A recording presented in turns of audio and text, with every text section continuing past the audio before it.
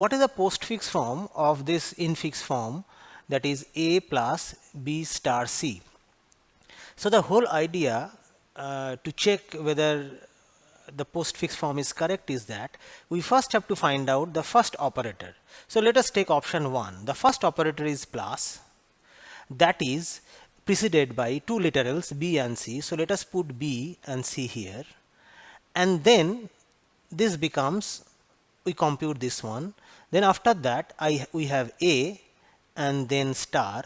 So now if this is assumed to be one literal, so this becomes A star B plus C, because what you have to do, you have to find out the operator and the previous two literals. So this is certainly not correct because it does not become A plus B star C. So let's take B. So now if I execute the same operation on A, B, C star plus, what you will get is that you first get B star C,